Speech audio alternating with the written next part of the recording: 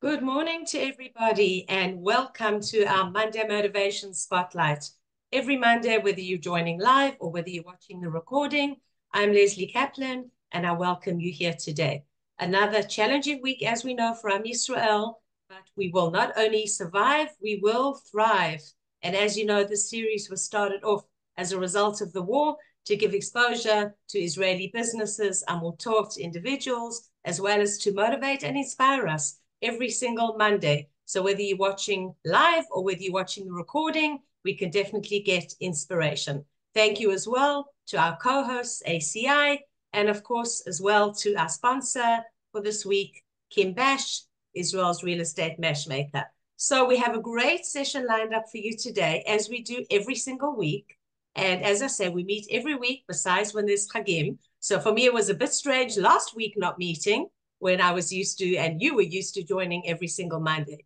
So I'm going to spotlight and co-spotlight our guest who is joining us today, Andy Haas, who for many of you needs no recognition. And his topic and profession is something in the wellness field, which is important to all of us. Andy is a fitness trainer. He's a licensed massage therapist. He's worked for different teams, the Israeli national karate team, Hapoel Jerusalem basketball, and many others, which I'm not going to list them all. And he works with different ages, including seniors, and lectures and guides people for fall prevention, balance training, flexibility, exercise, massage. So Andy, sounds amazing, and we look forward to welcoming you today. So tell us a little bit behind the scenes. Who is Andy Haas? Andy is also married for many years to somebody that we all know, the well-known and wonderful Heather Dean. They have different last names, although Heather goes as both those names. So Andy, you have your own claim to fame, but also claim to fame through Heather. So it's wonderful to welcome you today. Tell us a little bit about who Andy is, your Aliyah story, and some inspiration maybe from your clients. Give us some tips about massage, fitness, all the stuff that we need to know. I'm going to cover all that. Thank you. Thank you, Leslie. Thank you to AACI for inviting me to speak this morning. Several years ago, pre-COVID, the AACI Seniors Division leader invited me to be a guest presenter at one of the 3-day trips to the Dead Sea on the topic of balance and fall prevention. AACI members in the audience appreciated learning balance techniques so they could practice on their own. Just a little intro about myself. Again, my name is Andy Haas. I'm a New York State licensed massage therapist and nationally certified in the US. I'm also a fitness trainer certified by the International Sports Sciences Association and a fall prevention and balance specialist for older adults and singles. I've worked with the national karate team, Hapoel Jerusalemite basketball and soccer, and the American Flag Football League, as well as the Jerusalem Running Club. I'm based in Jerusalem, also working with clients over Zoom. I have lectured around Israel to audiences about such topics as fall prevention, balance training, flexibility, exercise, massage therapy, and safety recommendations for the home. Andy, I just want to remind you, I know that you're used to maybe just audio podcasts too. So just to remind you that we're on camera too. So from time to time, if you can look up at the camera as well. Okay. I know that many people are used to just audio podcasts and not visual. Right. All right, great. Thank you. Thank you. I made Aliyah in 1998 as a single man living in Boca Raton, Florida, where I was practicing Swedish massage. After I made Aliyah, I expanded my wellness practice to sports massage and fitness training, especially with older adults, balance training, and fall prevention. And before we get into the main points this morning, I would also like to let you know, or let you know that if you or a loved one needs practical guidance and about the balance and fall prevention or any other wellness services, I welcome you to contact me by SMS or WhatsApp or by phone at 0526 733 704, or you can visit my website for a list of services and articles that I've written and other information at Great, sounds good. So tell Yeah, us the Andes behind the scenes. How long have you been in Israel? What brought you to live in Israel? okay, so I'm gonna get through all those things. Is that okay? You'll get You know, into that. Okay. okay, for sure. This morning I want to talk about two keys to Anglo immigrants' professional success in Israel. One is being willing to expand your skill set and career, and two, the ability to pivot and adapt when the need arises due to market demand and preferences. So number one, expanding your skill set. In the 1990s, I lived in New York City. I know it's hard to figure that out from my accent, but then I moved to Boca Raton. I got into the field of Swedish massage therapy at first when a friend of mine, a chiropractor, told me about the New York College of Continuing Education. They have a department which focuses on Swedish massage, and I enrolled in their 2-year program and earned my associate's degree in massage. It was a very thorough program, and it gave me a very wide knowledge base about this modality. I invested in all of the necessary equipment, the massage table, sheets, towels, oil, and most of the equipment, that I bought is portable, which enabled me to see many clients in the neighborhoods around Florida. And then I made Aliyah to Israel. Okay. So even though my equipment and knowledge of massage therapy is portable, my Hebrew skills were not at all excellent, which meant that I would be able to see clients and only English speakers as clients, or so I thought. But in my field, it became clear to me that I didn't need a high level of Hebrew to treat clients. I just had to learn the words that I needed to know as a massage professional. And there aren't that many: arm, back, where does it hurt? What did the doctor say? Things like that. Questions like that, which I would address to my clients. Although I strongly recommend learning Hebrew before making Aliyah or as soon as you get here. But in certain professions, you can function with a lower level of Hebrew. Still, with my limited Hebrew, I gravitated to other wellness practices, for example, sports massage. I got very interested in that because I had the opportunity to deal with athletes, and I felt like part of the team, a professional sports team. And I traveled with them and I ate with them, and it was a great experience being an insider of a professional sports team, sports organization. Another area where I expanded my skill set was in the area of teaching. I was at a point in my career of many years of doing Swedish massage that I could teach students, especially people with no background whatsoever in massage therapy, and teach them the basics. I developed a 10-session course, an introduction to massage therapy. By the end of the course, my students knew enough at least to be able to help other people. And also, very importantly, I enrolled in a course to become a certified fitness trainer. Getting certified for this changed things for me professionally in a very dramatic way. Fitness training is often considered a career in its own right, and the courses I took through the International Sports Sciences Association were a wide variety, and I benefited from learning about all of it. Still, I found that my interest grew more towards seniors and helping them stay fit and independent. Number two is the ability to pivot and adapt to market demands and preferences. And now, I believe in chapter 3 in Lesley's book, which is showing Oh, up right thank there. you. That's a No problem. surprise. I didn't know you were going to show that. Well, so it deals with that subject. It's worthwhile to check it out. Um, the older adult population. Okay, the older adult population. Since my Aliyah, it seems that thousands of older Anglo immigrants moved to Israel. Many retire here. Many want to be be near their married children and grandchildren who grew up in Chutz La'aretz and settled here in Israel. Talking about people who are in their 70s, 80s, even 90s.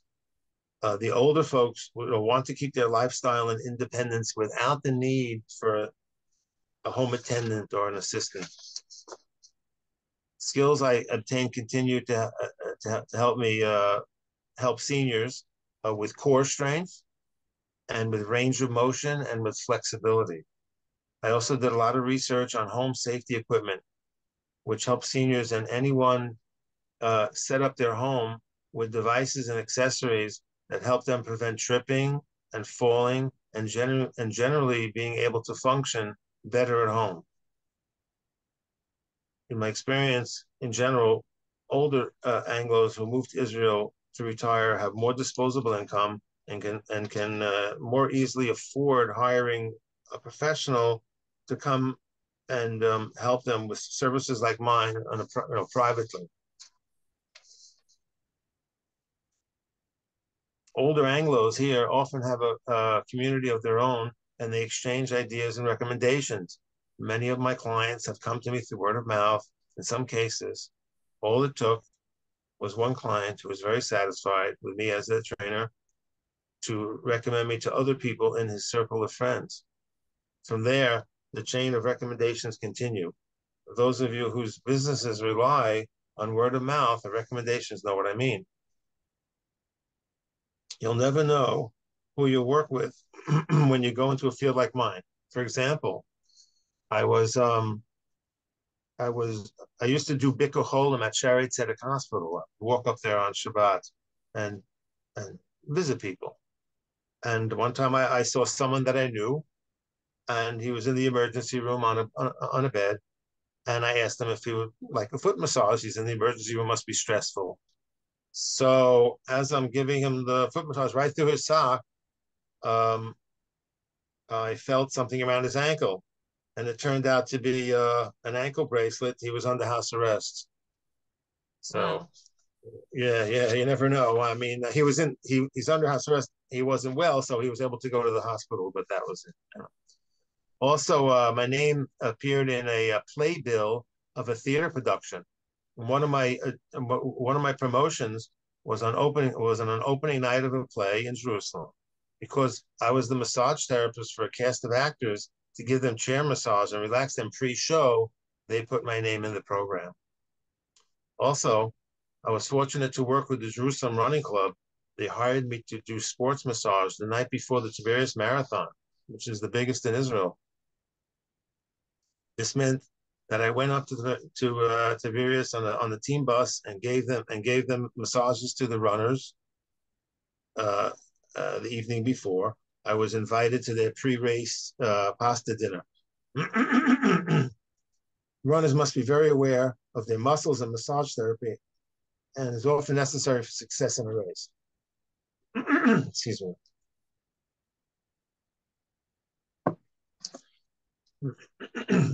One of the most interesting long-term clients that I had was a music producer.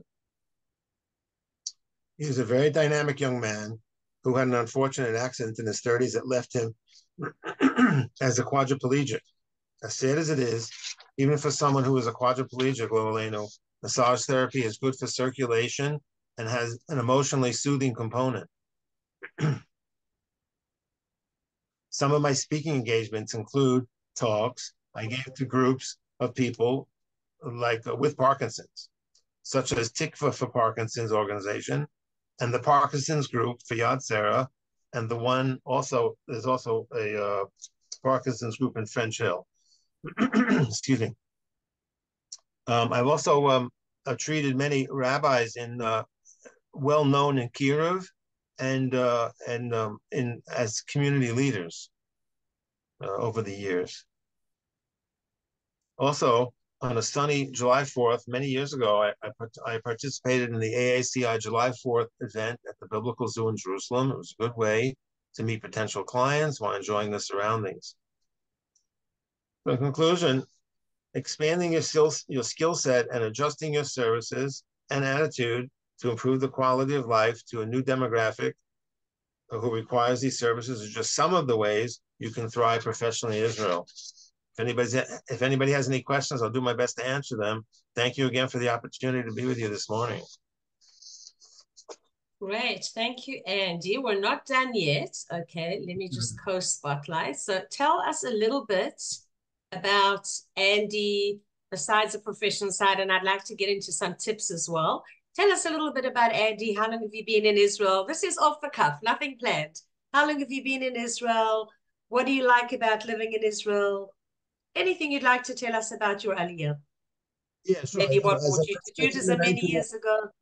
I came in 1998 as single, and I get married hopefully, and that worked out. I was here just over 2.5 years before I met my wife, which is considered very quick to meet somebody, and we live in Jerusalem. We're very happy here. It's challenging, as everyone knows, especially during this time. But I don't regret my decision at all. I'd do it again. Move to Israel, etc. And What do you like about living in Israel? Anything that you can pinpoint? And by the way, before you answer that, I'm sure that most of our viewers here saw too that Israel was considered number 5 in the list of happy countries. So despite the war, it's amazing that we're still considered and rated as number 5 in terms of countries where our residents are the happiest compared to many other countries that don't even have any security issues. So what do you like about living in Israel? Like I say, it's more genuine to people. I believe less gashmias, and the people that you meet here are very interesting. You meet people from all over the world, Jews from all over the world. It's nice to build a young country, and seems to be less of the nonsense that's going on, like let's say in the U.S. that you see now. And so, we appreciate that. We appreciate the neighborhood we live in. We have friends here, and Right. I think it's a place that all of us or many of us can call home, and that you really feel that it's your home. I know that's one thing that I noticed, certainly in my 34 years of living here. You can really feel that it's home compared to many other countries where you may feel comfortable, and you may have grown up there, but you don't consider it home anymore. You don't feel that you fit there anymore. Do you feel the same way? Yes, I do feel the same way. I feel at home here now, and if my family wants to see me, they can come here to Israel and help support the economy and vacation here and visit, etc. When was the last time you were back in the US? How many years ago? Just about at least a decade. Right. I haven't been back to South Africa in 25 years, Khavarim. 25 years, which is unbelievable. Today when we first moved here, you didn't have any of this, that you could talk to people and see them and talk to them and visit like that. It was just, it didn't even have email. It was, I remember when I got here, I used to write letters to my father, snail mail with a pen and paper, so, do you have any funny experiences or things that you can relate to us, anything off the cuff that you remember from your early days here that now you can look back and laugh? Do you remember the old payphones with the asimonim? I do remember those when I came here as a tourist. I do remember those. I remember when I bought my first computer, which was here. I wasn't really computer literate at all, and I just walked into a computer store, and I kind of knew the guy, and I said, just set me up. He sold me a computer, and when they delivered it, I told the delivery guys, just tell me how to turn it on and off. I didn't know. Right. Andy, what I'd like to do for our little bit of time that we have left, in your experience, can you share with us a couple of tips regarding to fitness, health, wellness, anything that you would share with your clients without obviously getting specific, or maybe you want to mention for different ages? Right. So like I said, the clients that I work with are like older, I'm not a young guy, so I'm working with clients in their 70s, their 80s, their 90s, and they're terrified of falling, and what happens after a fall is very unfortunate sometimes. At best, it's a few weeks of bruises and many times they fall on their face. It's embarrassing to them. That's the best case scenario. What happens a lot of time is that they break something, and it's very painful, and they're in a cast, and they're in the hospital. When they go into the hospital and take an operation, there's all kinds of problems with anesthesia and being in the hospital, picking up a bug. It's like a downhill. Just people go downhill from there. So they really want to prevent that. And Mm-hmm. so, So how can we prevent it? What tips do you give to your clients to prevent falling? well, I don't give tips necessarily. I work them on balance. So I work it directly and indirectly. So an indirect way would be, let's say, to challenge the muscles of the legs, doing, let's say, squats or throwing a kick. Yes, because it's not a high kick like Bruce Lee would throw. It's a knee high kick, but they're using all the muscles of their legs. I'm holding on to them as they do it, and they throw kicks in different directions and activate all the muscles of the legs. That's indirectly. Then I work directly on balance, which is using, like, let's say, one foot in front of the other, standing on one foot, working on a balance board, um, uh, standing with your feet together and closing your eyes. There's all kinds of different buffer, many different balance techniques that you can work on directly. And so we work on that.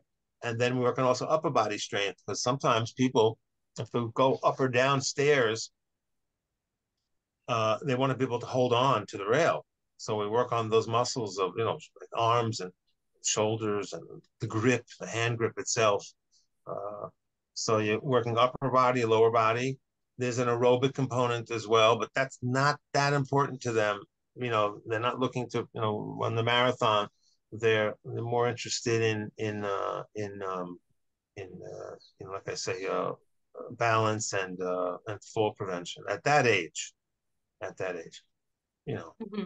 So what can we do if we have parents that are seniors in terms of trying to, besides what you've mentioned, is there anything else that we can do to help our senior parents prevent falling? As we know, they all say, yeah, we're careful and everything, but even careful people can fall. Sure. There's lots of like websites that cover that, but I'll just go over some of the things. There's all over the house. There's many falling hazards, which I'll just name a few, like rugs that aren't tacked down or fastened down with double-sided tapes. With the double-sided tape, there's floors that are type of floors that are slippery. There's shoes that are not proper for them to wear, like Crocs. They're very comfortable, but they're not good for balance. Many people fall, having obstacles in the floor. Parents, elderly parents that get up to go to the bathroom at night, there's not proper lighting, and they're groggy, and there's something in the floor that shouldn't have been there. They're not wearing the right shoes, and they have side effects from medications, and they fall. And there's a lot of things around the house, and there's a lot of things that someone could do to limit. You could limit the possibility. You can't eliminate it. But you can give someone. And then also, what happens is people, when they get older, they get scared, and then they become shut-ins. They don't go to things. They don't go outside as much as they'd like to, as much as they should, at least every day. The person should go out every day because they're scared of falling, and it affects them. So by working with them, you psychologically get them more prepared to live life the way they should, and not be a shut in, not be a couch potato, that kind of thing. Right. As we know, there's a definite component for all of us, that especially with seniors, between their mindset and their physical health, that it does go hand in hand. Do you find you work with some of your clients with mindset too, with being positive and getting out there? Yeah, seniors get depressed, and I work with people, and I see the difference at the end of the session. When I come in, they're quiet, and they're, you know, not not into it. But by the end of the session, even a half-hour session, but sometimes I work even longer, up to an hour. They a totally different mindset, because they've exercised. And there's also a component of like a professional friend to it. Right. That That they have someone to talk to share things with. You Yeah, connect on an emotional basis, not just physical. well, for sure, you connect with people, get close to people, get close to clients. You know, I have some clients for many years, for 10 years. You know, they've invited me to their symphonies and all kinds of things. So it's not just business. You know, in my business, it's not just business. It's more. Right, absolutely. The moment you're working with people and especially seniors, then absolutely. So just to sum up, Andy, can you give us just one or two tips, the sikum, on what we can do, any ages in terms of fitness? We spoke mostly about the seniors and in terms of balance for prevention. Anything in terms of our own fitness, whether you 40, 50, 60, 70, that you can recommend? We all know the golden rules, try eat healthy, try exercise, but anything more specific that you can tell us? Well, you know, I think the USDA, the American government, has a lot of good websites on a lot of their website is good on the food pyramid, things to eat, things to do, not to do, you know, exercise. The American Heart Association or the American Cancer Association has good information because exercise and diet, you know, help to prevent these things, heart disease, cancer, etc. So there's a lot of good websites out there. You get all kinds of information. Right. So you're You saying know, we should stay informed, keep right. informed, stay informed. Yeah, I mean, there's a lot of good information. There's no lack of good information. There's a lot of bad information out there too. But you know, you have to be selective in where you go, where you look. Right, right. Absolutely. Great. Thank you so much, Andy Haas. We've come to the end of our session. Andy Haas, licensed massage therapist, dealing with fall prevention, seniors. Thank you so much for being our guest today. So, ladies and gentlemen, we've come to the end of another session, 30 minutes of information, inspiration, motivation, and giving exposure to Am Yisrael. I remind you that you can watch this recording again or view any of the recordings either via my YouTube or Spotify. And please subscribe if you haven't. That way you won't miss an episode. And if it's a week that we have a chag, you can treat yourself to watching one of the recordings. Thank you again, Andy. Thank you to ACI and to Kim Bash, our sponsor for the week. Next week, we have our friend Gila Slonim, who many of you know. Gila is going to be our guest on our series, so don't miss it. Save the date. And I'm Lesley Kaplan. Have a wonderful week and have a safe week. Wishing Am Yisrael lots of koach to move forward into the next week. And look after yourselves. And I look forward to seeing you same time, same place next week on the Monday Motivation Spotlight. Bye-bye. Bye. Thank you.